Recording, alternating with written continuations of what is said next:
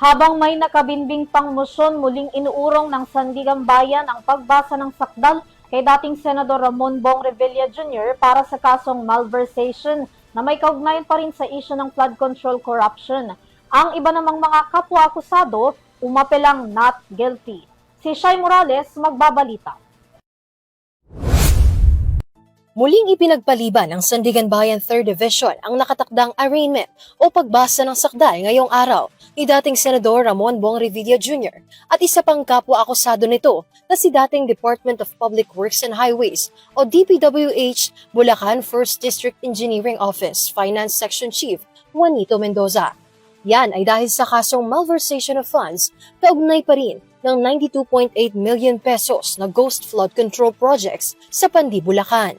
Ayon sa Sandigan Bayan, muling naantala ang pagbasa ng sakdal sa dalawa dahil sa mga nakabinbin pa ring mosyon na inihain ng kampo ni Revilla kaugnay ng isinampang kaso laban sa kanila.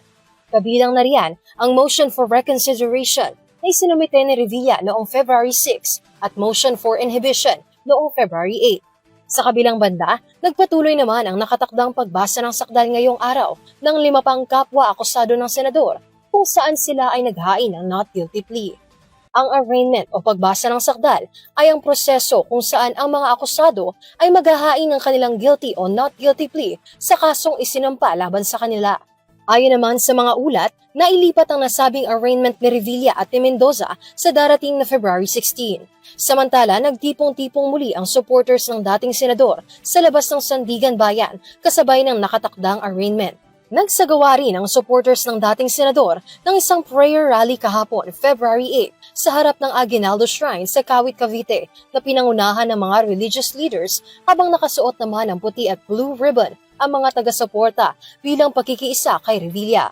Matatandaang isinuko ni Revilla ang sarili sa pulisya sa Camp Crame noong January 19 matapos siyang hainan ng arrest warrant ng Sandigan Bayan kaugnay ng kinasasangkutan nitong kaso na malversation of funds at graft and corruption. Pagdating naman sa kasong graft, humarap sa 4th Division sina Revilla, Juanito Mendoza, Wat at dumasig sa pagbasa ng sakdal at pre-trial kaninang hapon kung saan hindi nagsumite ng not guilty plea si Revilla kaya korte na mismo ang naghain nito para sa kanya.